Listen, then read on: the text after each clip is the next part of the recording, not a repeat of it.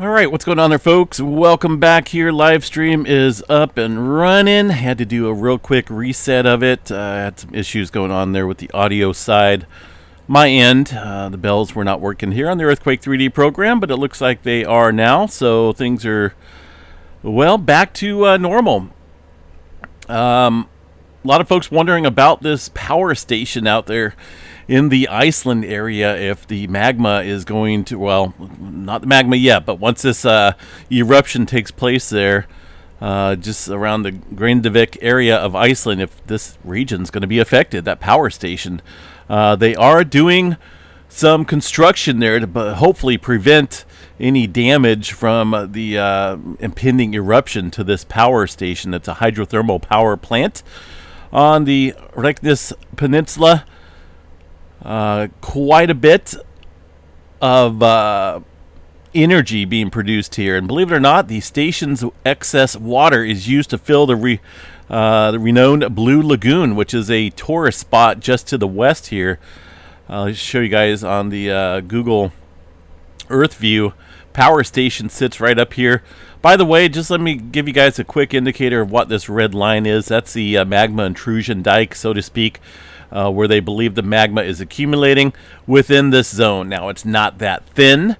There is a broad area that is filling in underneath the surface here. We'll take a look at that in just a minute. But the power station itself is indeed this power plant right here, and it sits awfully close to this magma intrusion line. They're doing a lot of work here along this road to prevent potentially magma from flowing this area. I'm not for sure how the elevation is out here, which direction water would be flowing or magma would be flowing in this case once it breaches the surface. But I think they're doing construction up here to prevent any type of damage to the plant, depending on how large this eruption is. All right, we'll have to continue to watch that. And up here you got the Blue Lagoon. It's a huge tourist spot. I've never been up there. I remember seeing about it. This is a place where, well, a lot of folks go up here to enjoy the warm waters. I mean, that's kind of crazy if you think about it, but it's a natural heated swimming pool, so to speak, out there. A lot of heat, obviously, right? Volcanic activity. And those folks up there are creating a huge tourist attraction. Pretty neat. But they're shut down for now because of all the volcanic activity. We're also, emergency evacuation out here for the Grindavik area of Iceland as well. There's a lot going on.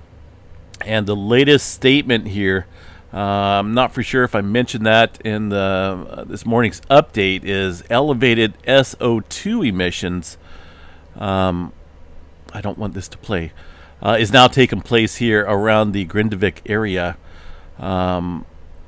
Instruments detected the SO2 yesterday and today, and the newly formed graben located between the this area right here. I'm having a hard time pronouncing that one, and the Grindavik area of Iceland.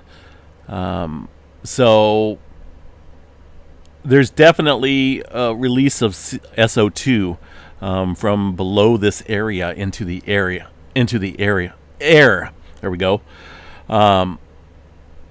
Which means that the magma is very close to the surface, I believe, probably within, I'd say, about a kilometer or so below the surface, maybe even a little bit closer. They are estimating that the top of the magma chamber, the magma intrusion, I should say, is thought to be around 800 meters below the surface there. And there's been quite a bit of SO2 being detected, so they're also keeping people away from that area due to the sulfur dioxide elevated movements out here in this region. A lot going on. Also seen what looks like maybe, let's see, did I pop that up? I'm not for sure if I had it popped up here or not. There's been a few cracks being shown out here across social media. And if you type in Grindavik cracks here in the images, you can see quite a few news articles here showing certain cracks around the town. Nothing specific around the power plant, but there is definitely what looks like some noteworthy cracks across the area. Now that is due in part mainly because of the inflation, but now we're getting deflation take place out here around the Grindavik area. And the reason why, let me explain to you exactly why it's happening. I got so many windows popped up here, but there's a lot to study, a lot to look at, and a lot to review in terms of what's going on underneath this town. 3,600 people. So I keep showing this right here. This is not the overall vertical displacement. This is just basically between the 10th and the 11th time period. Before this, we've seen a huge swelling here of the land inflation across this area, but now that's dropped, and people are reporting around this area what they call sinkholes, and that is because of the lowering of the land. And that means that magma is underneath this area, kind of moving around. Now, whether it will form back up over this area, it could possibly under this area, not over, under this area. That will be seen here in the future, I believe. The elevated areas are shown over here, but at first it was this region right here where that magma dike intrusion area is listed on their map, and also I drew a line there on the Google Earth program. Here's the overall general GPS displacement, vertical displacement here. You can see a lot of this area right here just kind of off the chart in terms of being elevated. There's that one right there. There's the magma dike intrusion approximate location. And you can see it comes, it's not this thin. So it definitely includes areas of the Grindavik area, if not the entire town. And I'm sure, once this does decide to go, which I still believe will happen here probably in the coming days. Right now we're just kind of at a little time period where it's quiet. I shouldn't say quiet. I can't use that word, but it's not quite as elevated as what it was here a couple days ago. But this is a region where the magma intrusion is building around this area right here. You can pretty much, who knows? I mean, this could pretty much build back up over this way towards the Blue Lagoon and the power plant area. We just don't know 100%. Right now, they believe the main area intrusion is right here across the northeastern, outside of the Grindavik area, right around in this region that we had seen on this GPS measurement right here, just outside this area, they believe. So a lot going on in terms of GPS displacements. There's all the earthquake activity that's taken place here. This is just a little bit from a couple days ago. But if we look at the current earthquake map here, this is the past 6 hours. I'm going to bring up the last 24 hours or so, and we'll keep that right there. That brings us to about 651 earthquakes in the last 24 hours, which is still considerably lower than we had seen days past here around this region. But again, a lot of the earthquake activity is confined here across this region where that magma dike intrusion is going on here. And it looks like it's even shooting potentially a little bit further north across this area. Now the plate boundary itself, go back over here. USGS kind of has a good one here, I guess, of the plate boundary.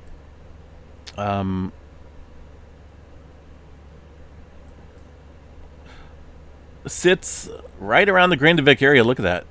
Just to the north here a little bit. So rift zone. These are divergent boundary zones. This is why we have so much volcanic activity up here. But that plate boundary itself sits very close, and the magma intrusion is definitely what looks like maybe starting to shoot a little bit further north.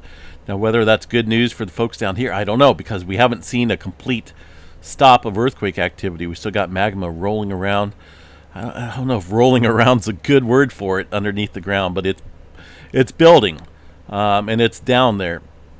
The question is if we're going to get a further influx of more magma that would elevate this area even further.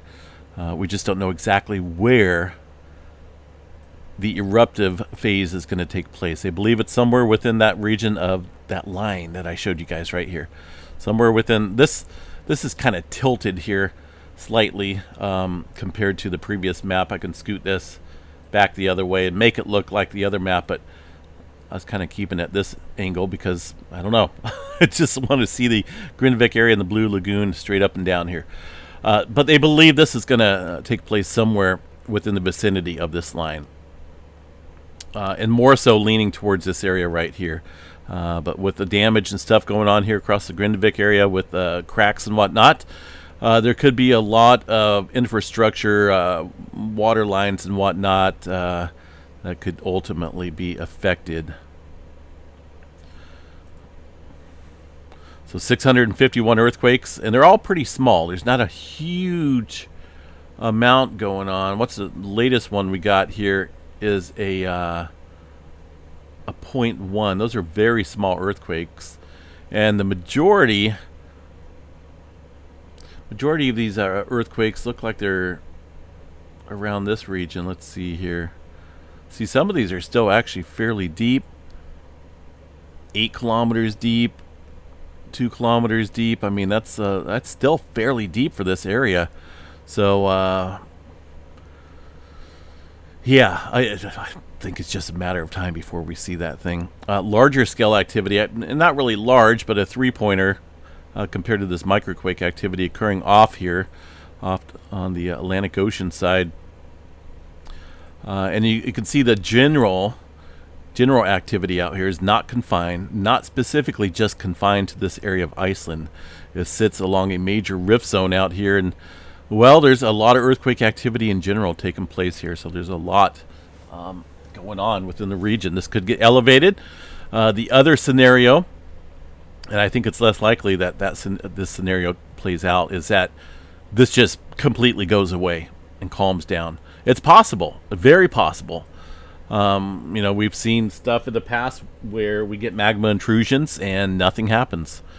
But with this SO2 emission now being picked up and getting these cracks and whatnot here in the ground, and ultimately, you can see the magma itself moving around below the surface on that satellite image here, the vertical displacement map. I think it's looking for a way to the surface, and eventually, no doubt, it will definitely find it.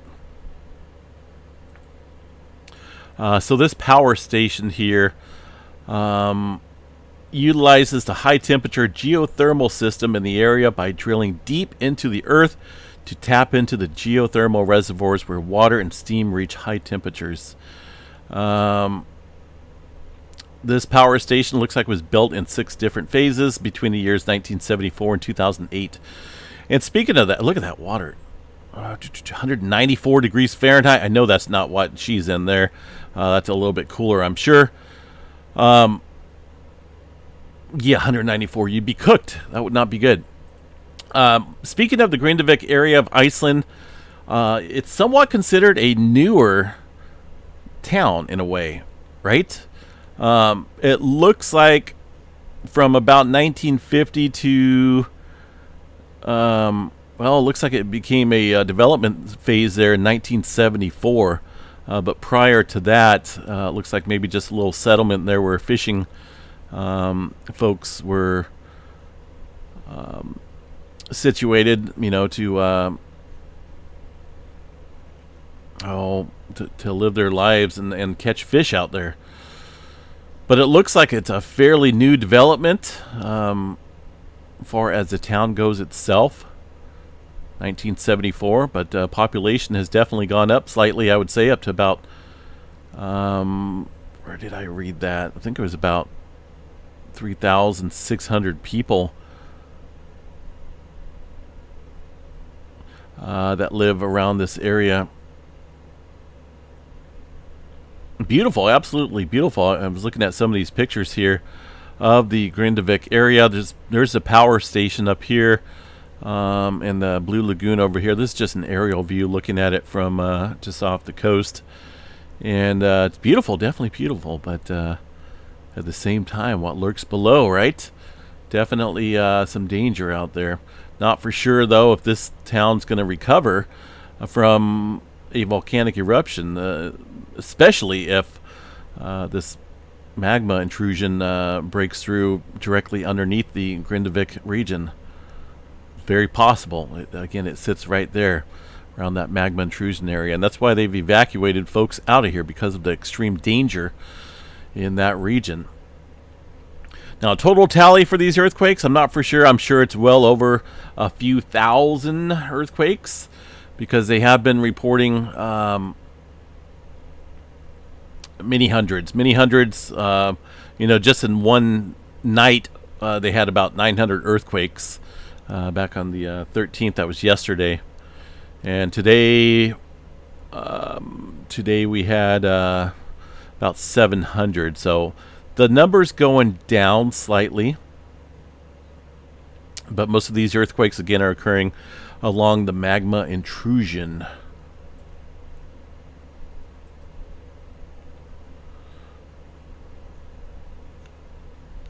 So we're kind of at a standstill, folks. A lot of people saying it's really imminent, but I think we are going to see a huge increase in further earthquake activity, and then probably, boom, we'll get a crack somewhere or some fissures opening up, and of course magma finding its way to the surface. You got a lot going on down there. Heat, steam, volcanic gases, all sorts of stuff going on that affect this timing of the eruption here.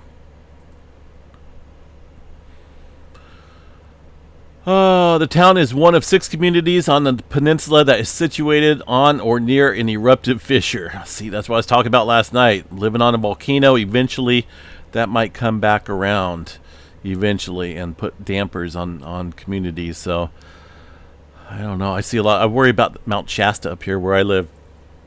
I live just outside of Chico, but in the area of Northern California here. Look, I turned the world completely upside down here. In the world of Northern California, we have Mount Shasta, Mount Lassen, a couple other volcanic domes up here that are sleeping. There's beautiful Mount Shasta here. It doesn't look that great here from Google Earth. I'm sure a view that they have up here will look at those guys way up on the top of that. That's something I've never done, is hike Mount Shasta. I've hiked Mount Lassen, but this area is much harder than the Mount Lassen hike. Mount Lassen sits just down here in this area, and I've actually been to the peak of this. Pretty cool. It took me, I remember this. It took me, I had the kids with me. We were on a huge hiking event, and we did it in about 3.5 hours. I know a lot of people if they've hiked it, they think 3.5 hours is crazy, a long time. We had to stop on occasion to, keep the kids in line and catch our breaths, and then go from there. Now the hike down only took us about an hour and a half, so much easier on the system. But either way, we got volcanoes out here. Not so many people living specifically around Mount Lassen, but up here around Mount Shasta, we got the communities of Mount Shasta. We got Weed, Black Butte. All these areas live literally within the hazard zone. Now, I'm not for sure how many people built their houses up against this area. Doesn't look like there's too many people, which is probably a good thing. But when you live next to potential natural hazards, it's one of those things you just gotta keep in the back of your mind that you may have to evacuate at a moment's notice. And that's, these guys had a little bit of time to get some things done, get some personal belongings out. But I wish those folks the best. Let's hope that this goes away, or maybe we get the fissures a ways away from the Grindavik area of Iceland. Once this area decides to open up. Let's see what else we got here, folks. I just want to jump on here real quick and just get the stream going. Like I said, I had to do a few quick updates and whatnot. I did manage to pull up the Iceland station here, which is right here, in Iceland seismograph station. And right now it looks pretty calm. Couple days ago when things were really making a ruckus, you know, when they evacuated the town on last Friday, this thing was popping pretty good. We had quite a few seismograph stations, or quite a few earthquakes showing up here on the seismograph station. But right now things look, you know, pretty mellow. But that doesn't mean it's going to stay that way. There's a lot that goes on, a lot that moves around. You might get some adjustment going on over here that prevents further activity over here across these rift zones. It's all a giant cracked egg, a jigsaw puzzle, so to speak, with these pieces of plates that move around, floating on, you know, hot material. It's crazy if you really think about it. But what goes on here across the Western Pacific could no doubt affect over here in the Atlantic Ocean on the other side of the world. Crazy. Let's see what else we have here. I wonder why Australia was sideways. That's just because my perception here is a little off. Technically it's supposed to be about like that, right? Yeah, something like that. I don't know. We'll get it. So yeah, we're gonna definitely be covering the Iceland activity here a little bit more, keeping an eye on things. For the latest information, though, for the latest verified information, this site, the Icelandic Met Office, is the folks to check out when it comes to the latest information out here. They've been doing updates daily with add-ons here and there. They just added on the SO2 elevated activity there in the Grindavik region. So if anything does pop up here, I'm sure we will know about it through these guys or through some other source. But I'll try to jump in and cover this as much as I can, since it's an ongoing deal. Definitely an ongoing deal. Rest of the globe, folks, what we have here is... oh, wait a minute. Where'd the earthquake go that was off the... into the Indian Ocean? Where'd that go? Hold on a second. Looks like something happened here. Still up there. This was a 6.1 last night. I know it's... Oh, maybe this thing reset. Let me see here. Yeah, occasionally it does. It looks like it dropped below the 24-hour threshold, so we'll keep it like that. Earthquake activity here is a combination of USGS and EMSC. I wonder if I can add the Iceland activity up here. Let me see here.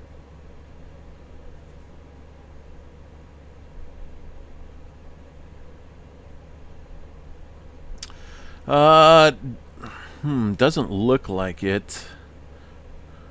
But this is the agencies that I can add on to the Earthquake 3D globe here. And for now, I just like to keep it EMSC and USGS here so it doesn't get completely covered in you know, earthquakes. It does no good to see the globe look like that. You know, really, what's going on out here? Well, we can't really see. But as you can see, there's definitely plate dynamics here in full effect, with the majority around what do we got down there? Oh, that was Texas. See that huge spike up here? That was a lot of activity there in Texas. Hard to tell because there's so many quakes on here, but we like to keep it at about 24 hours. We try to do 2.5 and above. Maybe it'll slip up and show a 2.2 or so, but we try to keep it around that level so we don't completely flood the globe. But this actually looks pretty active here just for the last 24 hours. A lot going on here across the Indonesia Islands area right now. Big time buildup. Alright, folks, I'm going to jump off here. Hope everyone has a good day. Member drawing is coming up tomorrow. Member drawing, it's something we do every single month. It's just a form of recognizing our subscribing members out here. Those folks are entitled to extra perks, which includes extra videos, members only videos, mostly just personal videos here, stuff that, you know, a lot of people don't care about my private life or what I'm doing on the side. They just want to know what happened, where's the earthquake activity at, and that's fine. That not everyone has to be a member. I think we're looking at about still got about 65 members or so on board, hanging pretty steady. And those 65 members get entered into a fishbowl. Not literally, but their names do.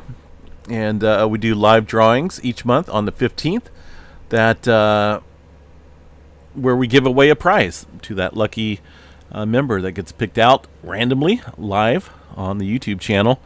And they're entitled to their choice. If they want a $50 Visa, MasterCard, or gift card, we give that to them. Or if they want like an Earthmaster t-shirt or a geology mining kit, which is pretty cool. Most people, of course, have been taking, you know, the money, which I don't blame them. I probably would too. We've had a couple take up the geology mining kit, which is pretty cool. I think it's like a 9 or 11 piece geology mining kit. If you're into geology like I am big time.